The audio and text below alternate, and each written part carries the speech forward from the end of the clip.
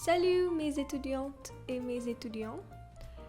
Alors, on continue avec leçon 3.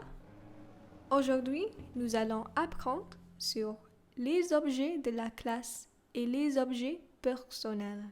Les objets de la classe et les objets personnels. So today we are learning about objects or items. So items of our own, or personal items, and items that you have in the classroom. So we'll start with the classroom. Can you see this image? Vous voyez cette image?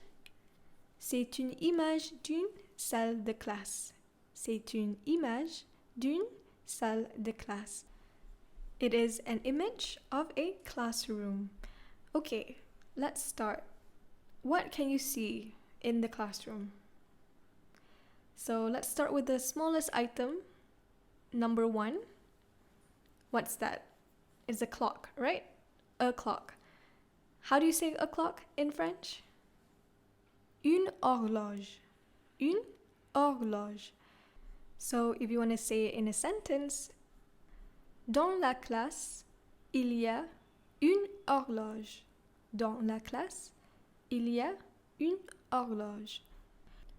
So, dans la classe means in the classroom. Il y a, maksudnya, there is, okay? In the classroom, there is, ... Right, what is the next thing that you can see?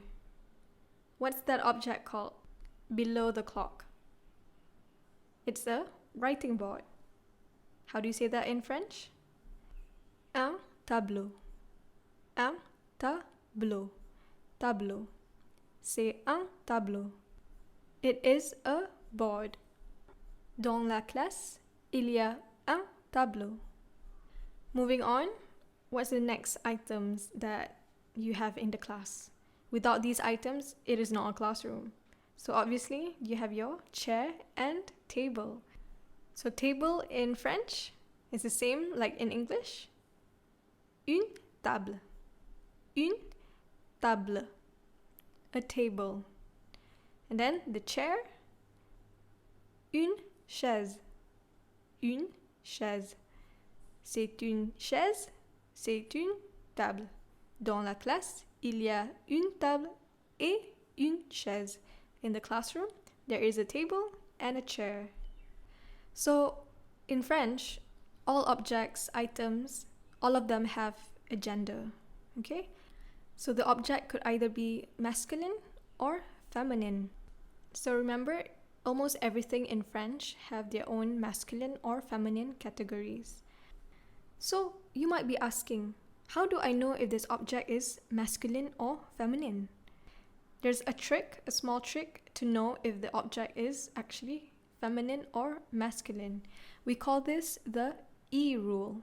The E rule, where if you look at the name of the object, if it ends with an E, it's usually a feminine object. 90% of the time, it's usually feminine object. So if you go to the previous slide and we see the words that we've learned. So what is a clock? Une horloge. So horloge is a word that ends with E. So it's a feminine object. Same like chair and table. Chaise, une table. They're both feminine objects, okay? But sometimes the rule doesn't work. As you can see here, the word for book is livre. Livre. So even though there is an E at the end, it is a masculine object, not a feminine object. So just note that the E rule usually works, but in small cases, it doesn't. So you have to know that by memory. Okay, let's go to the next slide. We have more objects. You have the projector, computer, ordinateur, book, livre, pencil, crayon, your pen, stylo, and your eraser, gomme. So all of these words are masculine except for gomme. Gomme is feminine and it follows the E rule because it ends with E and it's a feminine word. So now I'm going to introduce to you the indefinite article. Okay? What is the indefinite article? We use the indefinite article when we're talking about something or someone or anything in general that is not specific and that is not known to the reader or to the person we're talking to. So we use the indefinite article before a noun, and in English, simply, it's the words a and an. For example, a boy, a girl, an eagle. In French, the equivalent of a is un and une, okay? But in French, you have to look at the gender of the noun to know to use which indefinite article, un or une, okay?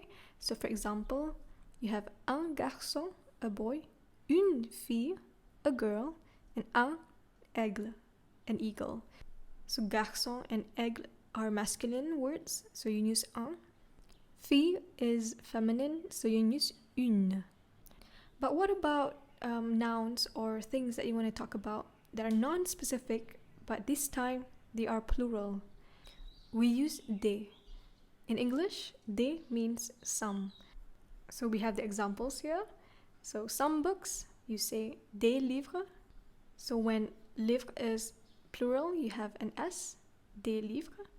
Some tables, des tables.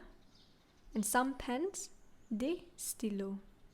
So let's go back to the 2 slides before this and let's fill in the blank with the correct indefinite article. So projecteur, projecteur. So a projector would be un projecteur. Computer, a computer. Un ordinateur, un ordinateur.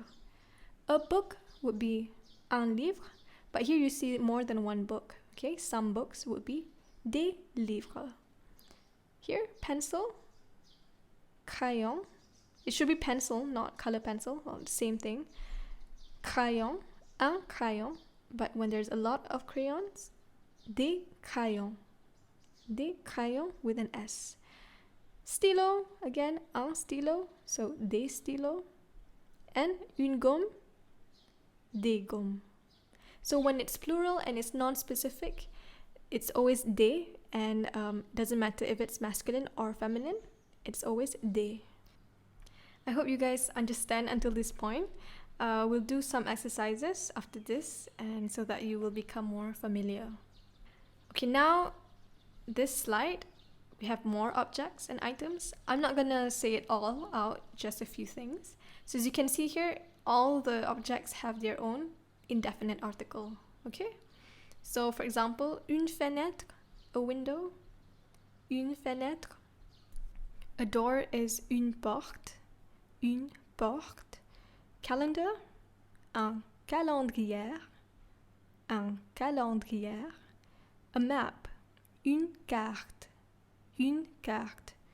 A dictionary, un dictionnaire, un dictionnaire. A flag, un drapeau, drapeau.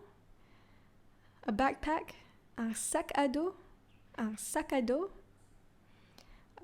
Exercise book, un cahier. So the H is silent, un cahier. Scissors. Scissors is a plural noun, but we're talking about unspecific noun, so you use des. So it's des ciseaux, des ciseaux. Remember, when the S is, there's only one S in the middle of the word, it's pronounced as z, z. What else? Okay, wallet. How do you say a wallet or purse? It's un portefeuille, un portefeuille. Your spectacles, if you're wearing spectacles, des lunettes, des lunettes. Again, spectacles is plural noun, and it's not specific. You say des lunettes. A watch is different from a clock. So you say une montre, not une horloge. Okay, une montre. Girls, if you're wearing lipstick, a lipstick is called un rouge à lèvres. Rouge is red. À lèvres means lips. Okay, un rouge à lèvres. And finally, umbrella. How do you say umbrella in French? Une parapluie. Une parapluie. Okay, that's all for today. Thank you for listening until the end. Merci et au revoir.